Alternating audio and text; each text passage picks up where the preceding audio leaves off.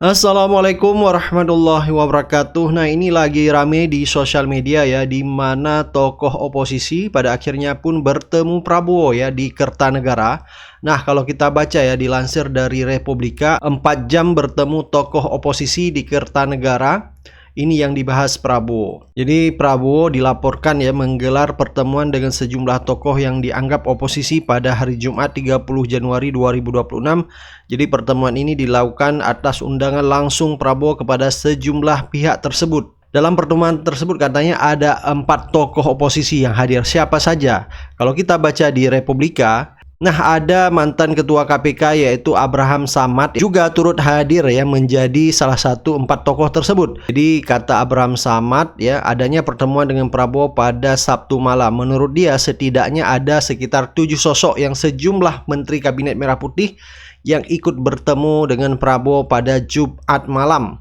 Jadi beberapa yang diingat oleh Abraham Samad salah satunya adalah peneliti utama Politik Badan Riset dan Inovasi Nasional atau BRIN yang bernama Siti Zuhro dan mantan sekretaris Kementerian BUMN yaitu Said Didu, dan katanya ada beberapa orang ya sekitar 7 orang tapi namanya lupa. Jadi kata Abraham Samad pertemuan ini dilakukan atas undangan langsung dari Menteri Pertahanan atau Menhan Syarifudin. Dalam undangan itu Prabowo disebut ingin berdiskusi dengan sejumlah tokoh. Jadi kata Abraham Samad ya, pertemuannya dari jam 5 sampai jam 9 malam. Cukup lama diskusinya karena Pak Prabowo juga presentasi. Banyak hal yang dia presentasi tentang penyelamatan sumber daya alam dan sebagainya. Jadi Prabowo ini presentasi di depan 4 tokoh tersebut ya. Jadi di sana selain 4 tokoh tersebut dihadiri ada Kabinet Prabowo seperti Menhan yaitu Syafri Samsudin, ada Menteri Luar Negeri Sugiono, ada Menteri Sekretaris Negara atau Mensesnek Prasetyo Hadi, dan ada Maijen TNI Purnawirawan Zaki Anwar Makarim. Nah, kata Abraham Samad ya, acara pertemuan 4 tokoh tersebut berlangsung cair dan banyak cerita, dan Prabowo juga banyak bercanda.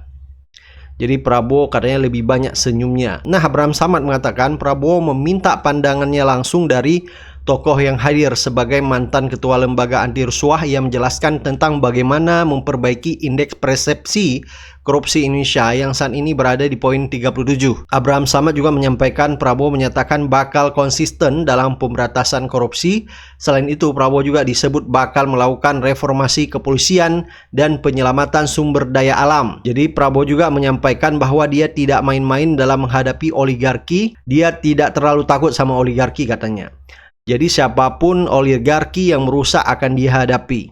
Jadi di pertemuan tersebut Abraham Samad mengatakan ya, Prabowo juga menyatakan tidak masalah apabila dikritik. Jadi bagi Prabowo kritik itu dianggap sebagai upaya untuk mengingatkan pemerintah. Jadi intinya ya, pertemuan 4 tokoh tersebut, jadi Prabowo ingin mendengar ya masukan-masukan dari seperti Abraham Samad, Said Didu, Siti Zuhro ya, satu lagi tidak disebutkan siapa yang hadir pada hari itu ya. Jadi Abraham Samad mempertanyakan kepada Prabowo bagaimana dengan KPK yang saat ini ya, IPK-nya turun ya. Terus bagaimana dengan reformasi kepolisian? Kita tahu Kapolri kemarin ya membuat kontroversial ya, dianggap menentang Prabowo ya, tidak mau berada di bawah kementerian.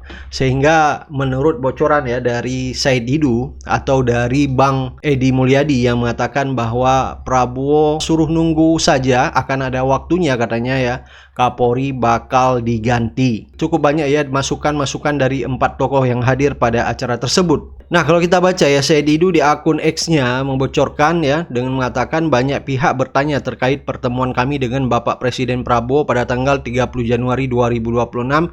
Ini penjelasan singkat. 1. Pertemuan berlangsung jam 5 sampai jam 9 malam. 2. Bapak Presiden mempresentasikan sendiri terkait berbagai kebijakan strategis untuk percepatan perbaikan bangsa. Walau didampingi oleh sekitar 10 orang staf kepercayaan, tetapi Bapak Presiden presentasikan sendiri. 3. Diskusi sangat dinamis dan Bapak Presiden mendengarkan dengan baik dan berdiskusi terhadap banyak isu, strategi, dan sensitif demi perbaikan bangsa ke depan. 4.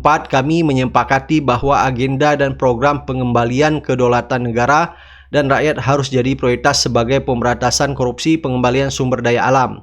5. Isu-isu strategis dan sensitif seperti reformasi Polri, boarding of peace Gaza juga dibahas dalam isu-isu lainnya. Ini menunjukkan bahwa Presiden Prabowo sangat terbuka untuk berdiskusi. 6. Setelah pertemuan tersebut kami akan beroposisi kepada pihak-pihak yang menghalangi agenda pengembalian kedaulatan politik, ekonomi, hukum, sumber daya alam, dan kedaulatan wilayah yang telah direbut oleh oligarki bersama antek-anteknya.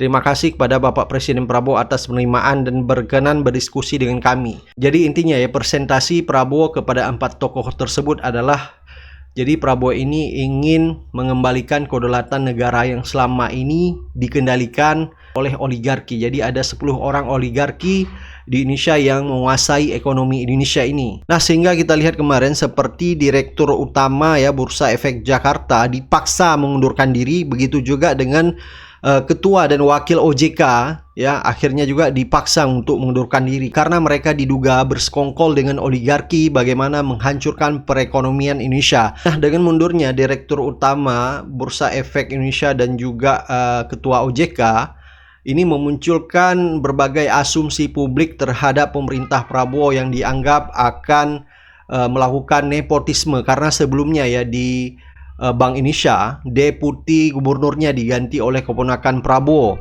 Thomas Jiwandono ya, yang menggantikan Deputi Gubernur BI yang kemarin ya. Kenapa terjadi demikian ya? Spekulasi yang beredar di sosial media, Prabowo ya kembali mendorong yaitu keluarganya, dan banyak juga komentar-komentar dari masyarakat bahwa melemahnya rupiah ya 17.000 disebabkan karena ikut campurnya pemerintah atau ada intervensi pemerintah terhadap Bank Indonesia. Padahal ya menurut bocoran yang kita dengar di sosial media ya, kebijakan Menteri Keuangan kemarin yaitu Purbaya ya mengucurkan 200 triliun ke Bank Himbara justru tidak berdampak signifikan ke ekonomi Indonesia ya. Yang ada banker-banker Bank Himbara ini justru malah membeli SBN ya, dan SBN ini artinya uang yang diharapkan bisa mengalir ke masyarakat kembali lagi ke Bank Indonesia. Jadi dianggap Bank Indonesia ini benar-benar tidak nasionalis ya, melakukan pengkhianatan terhadap negara. Nah, kehadiran Thomas Jiwandono di BI ini ya tidak lain adalah untuk mengawasi mereka-mereka yang ingin bermain dengan ekonomi Indonesia saat ini. Karena Menteri Keuangan seperti Purbaya Yudisadewa ya, ekonomi ini bisa menjadi 8%, tetapi banyak institusi-institusi yang kita lihat seperti BI, Bursa Efek maupun OJK tidak mendukung pemerintah, malah berkhianat. Harga saham di Indonesia kemarin kan turun tuh 8%, tapi kemarin naik 2 hari 2% dan 1%. Jadi udah naik lagi 3% selama 2 hari setelah mundurnya direktur bursa itu naik.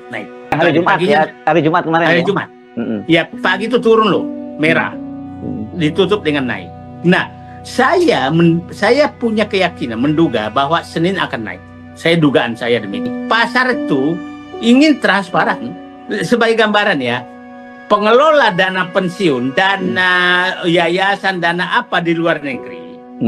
Kalau MSCI sudah menyatakan di sana tidak transparan, maka kewajiban pengelola dana itu menarik semua uang keluar. Jadi pengeluaran kemarin adalah, kan keluarnya tuh yang paling kencang kan 27. Ya kan? Ya.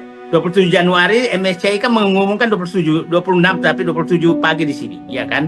Nah, tapi yang anjlok 28 29, Bang, yang anjloknya. Ya, 27 pengumuman, 28 dia anjlok, keluar semua karena kewajiban pengelola dana itu harus menarik dananya kalau ada negara yang dianggap tidak transparan. Bahwa tanda ingin transparan, kembali lagi pemerintah dalam ini pengunduran diri itu, maka itu saya yakin pasar akan naik. Itulah kenapa kita harus perlu luruskan. Orang-orang ini menyatakan dia pahlawan, jadi seakan-akan orang ini pahlawan. Bukan, dia perusak yang harus dikeluarkan. Nah, sehingga timbul kepercayaan publik. Jadi saya pikir sekarang yang penting menyatakan dengan pengunduran diri karena diminta mundur, itu pengumuman ke dunia, ke pasar. Kami pemerintah Indonesia setuju dengan Anda bahwa pasar harus transparan. Itu dulu. Nah, jadi artinya sebenarnya ini paralel dong ya. Mestinya KPK juga dengan sinyal ini harus maju terus yang dalam kasus soal CSR BI dan OJK dong ya, jangan Iya, hanya harus maju terus supaya orang-orang DPR ini ya berhenti juga lah, tiap rapat cuma mengharapkan amplop lewat mana, itu kan rusak negeri ini. Tadi malam saya ketemu pimpinan tertinggi negara, alhamdulillah, dan melaporkan bahwa kami di luar akan menghimpun diri dalam gerakan merebut kembali kedaulatan. Artinya agenda ini ternyata menjadi keresahan juga mereka.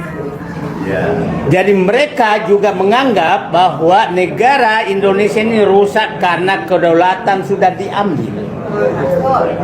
Dan mereka tahu siapa yang mengambil.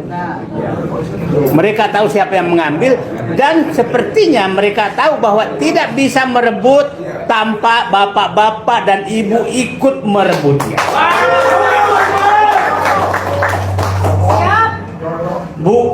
Kita bukan ternak wowo, tapi kami adalah ternak kedaulatan.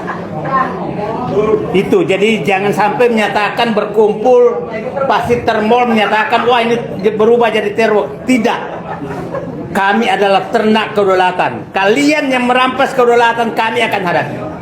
Clear.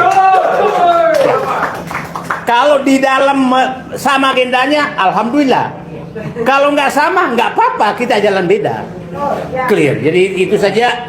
Nah, itulah kita lama berpikir agenda apa yang sama. Ketemu saya bahwa ini kedaulatan yang diambil karena merusak negara ini adalah pedagang kedaulatan. Dan pedagang kedaulatan yang paling tinggi adalah di partai politik. Itulah pedagang kedaulatan. Itu molnya pedagang kedaulatan. Pedagang kedaulatan kedua ada di Parcok. Pedagang kedaulatan ketiga ada di Parjo. Parjo partai hijau aja juga di situ, bukan partai aja. Ya, ada juga ya Pak Narko kan? Mudah-mudahan wirawan Pak beliau. Bukan. Di kita juga ada, di aktivis juga ada partai ya, pada pedagang kedaulatan. Jadi siapapun yang pedagang kedaulatan adalah berhadapan dengan orang yang hadir di ruangan ini, itu clear. Siapapun yang ingin merebut kembali kedaulatan maka bersama dengan kita. Itu garisnya clear. Lupakan semua jaketnya apa, agenda kita. Kami mau mengambil lagi kedaulatan yang Anda serahkan kepada oligarki. Pada pertemuan di rumah saya Dido 27 Januari ya, Selasa kemarin, yang ternyata pertemuan 50 tokoh nasional di rumah saya Dido itu mendapat perhatian sangat serius dari Presiden Prabowo Subianto. Bukan GR nih, bukan GR karena apa? Ternyata kemarin sore ternyata Said Didu dipanggil oleh Prabowo Subianto. Keren nggak? Said Didu dipanggil Prabowo Subianto dengan 4 nama lainnya. Yang sayang sekali 4 nama lainnya itu saya nggak dapat bocorannya.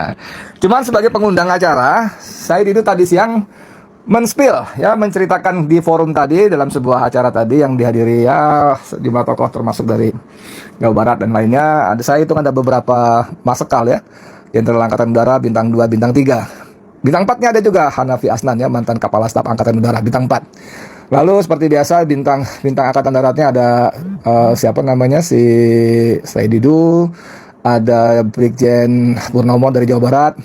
Ada beberapa jenderal lain juga, dan kita yang sipil ada Refli Harun, ada Marwan Batubara tentu saja, ada banyak lain lah ya, termasuk saya dan lain-lain. Nah, teman-teman, kembali ke pokok soal tadi. Di forum itu saya Didu bercerita bahwa dia dipanggil oleh Prabowo Subianto dengan 4 nama lainnya.